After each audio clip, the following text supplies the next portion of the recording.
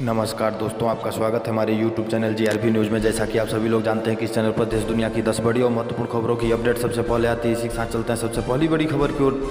Modi startup India अंतर्राष्ट्रीय सम्मेलन को संबोधित करेंगे। प्रधानमंत्री नरेंद्र मोदी 16 जनवरी को शाम 5 बजे वीडियो कॉन्फ्रेंसिंग के माध्यम से स्टार्टअप इंडिया अंतर्राष्ट्रीय सम्मेलन प्रारंभ को संबोधित करेंगे और भागीदारों से बात भी करेंगे। 15-16 जनवरी 2021 को उद्योग और अंतर्राष्ट्रीय व्यापार को बढ़ावा देने के लिए वाणिज्य और उद्योग मंत्रालय द्वारा शिखर सम्मेलन का आयोजित किया जा रहा है।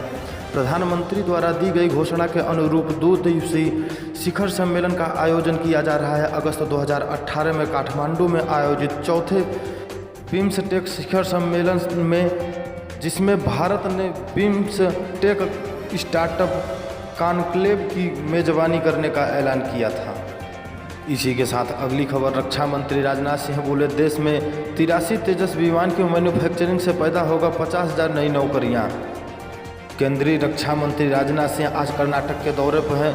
पूर्व सैनिक दिवस को संबोधित करते हुए रक्षा मंत्री ने कहा कि हमारे सेना के जवानों ने जिस शौर्य और पराक्रम का परिचय दिया है वह अभूतपूर्व है। हम भारत के सम्मान पर किसी तरह की आंच नहीं आने देंगे। इस दौरान उन्होंने कहा कि अब सरकार ने देश में रक्षा सेक्टर को बढ़ावा देने के लिए 83 तेजस विमान की मैन्युफैक्चरिंग का आर्डर HAL को दिया है। इस निर्णय से देश में करीब 50,000 नए रोजगार के अवसर पैदा होंगे। इसी के साथ अगली खबर। अब दिल्ली में फिर से बिकेंगे चिकन।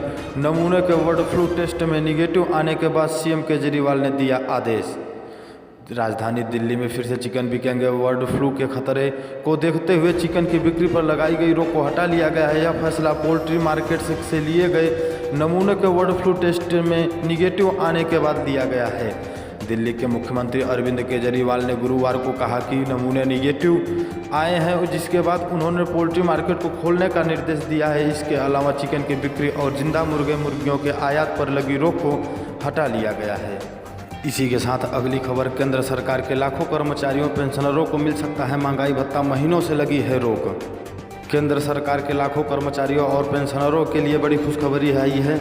उम्मीद जताई जा रही है कि सरकार उन्हें महंगाई की मौजूदा 28% की दर के हिसाब से महंगाई भत्ता और महंगाई राहत दे देगी। इससे केंद्र सरकार के 59,63,000 कर्मचारी और 65,26,000 पेंशनरों को फायदा होगा।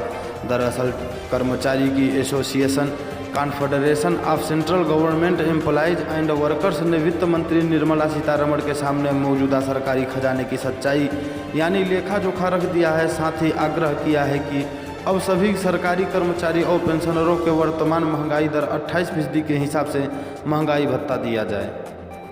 देश में अब स्थिति बेहतर हो रही है। कोविड-19 के कारण कई महीनों से हालात ठीक नहीं थे, लेकिन अब कोविड-19 को लेकर स्थिति में सुधार हो रहा है।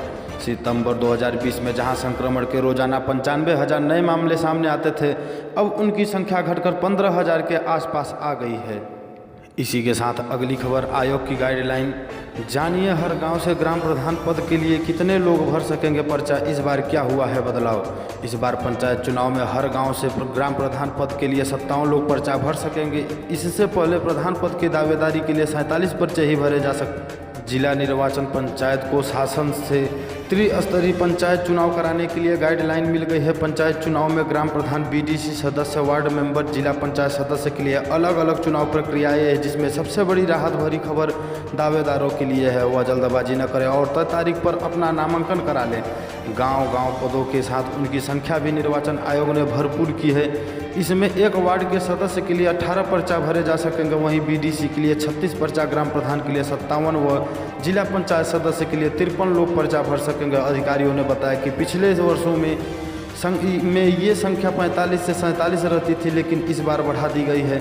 अब लोगों का मौका खाली न जाएगा, वह अपनी दावेदारी कर सकेंगे और चुनाव लड़ सकेंगे। इसी के साथ अगली खबर। बिना हाई सिक्योरिटी रजिस्ट्रेशन प्लेट के चलाई गाड़ी तो खैर नहीं, चालान काटने के लिए विशेष अभियान। दिल्ली में परिवहन विभाग ने हाई सिक्योरिटी रजिस्ट्रेशन प्लेट को लेकर गुरुवार को विशेष अभियान चलाने का निर्णय लिया है। मीडिया रिपोर्ट के मुताबिक अगले 3 दिनों तक यानी शनिवार तक विशेष अभियान चलाई जाएगी। ट्रांसपोर्ट डिपार्टमेंट के इस स्पेशल ड्राइव में बिना HSRP के गाड़ी चलाने वालों पर सख्ती बरती जाएगी। राजधानी में चल रही जिन गाड़ी में HSRP नहीं होगा उनका चालान काटा जाएगा। हालांकि विभाग ने फिलहाल सिर्फ 4 पहिया वाहन के ही चालान काटने का फैसला किया है। टू व्हीलर को इस दायरे से बाहर रखा गया है। इसी के साथ अगली खबर, सेंट्रल विस्टा 15 जनवरी से शुरू होगा नए संसद भवन का निर्माण कार्य। केंद्र सरकार की महत्वाकांक्षी सेंट्रल विस्टा परियोजना के तहत नए संसद भवन का निर्माण कार्य 15 जनवरी से शुरू होगा। आधिकारिक सूत्रों ने बताया कि मकर संक्रांति के बाद की पहली सुबह को निर्माण कार्य शुरू करने के लिए शुभ माना गया है।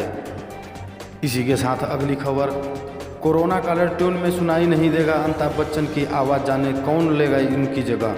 कोरोना संक्रमण से बचाव और रोकथाम के लिए जागरूक करने वाले अमिताभ बच्चन की आवाज़ में कोरोना कॉलर ट्यून अब नहीं सुनाई देगी। उनकी जगह किसी महिला की आवाज़ का इस्तेमाल किया जाएगा। हालांकि अभी यह पता नहीं चल सका है कि अमिताभ बच्चन के विकल्प के तौर पर किसकी आवाज़ का इस्तेमाल किया जाएगा। स्वास्थ्य मंत्रालय के सूत्रों के मुताबिक अब लोगों को कोरोना से बचाव के बजाय वैक्सीन के अभियान के बारे में जानकारी दी जाएगी। बता दें कि कोरोना कॉलर ट्यून के लिए अमिताभ बच्चन की आवाज़ के इस्तेमाल पर आपत्ति भी जताई गई थी। यही नहीं, अमिताभ बच्चन की आवाज़ के इस्तेमाल के खिलाफ बीते दिनों याचिका भी दायर हुई थी, जिसमें कहा गया था कि वह खुद कोरोना संक्रमित हुए हैं, ऐसे में उनकी आवाज़ का यूज किया जाना ठीक नहीं है। यहीं पे समाचार समाप्त होता है। इसी प्रकार के समाचार को पाने के लिए इस चैनल को सब्सक्राइब करें और ज़्यादा से ज़्यादा शेयर करें।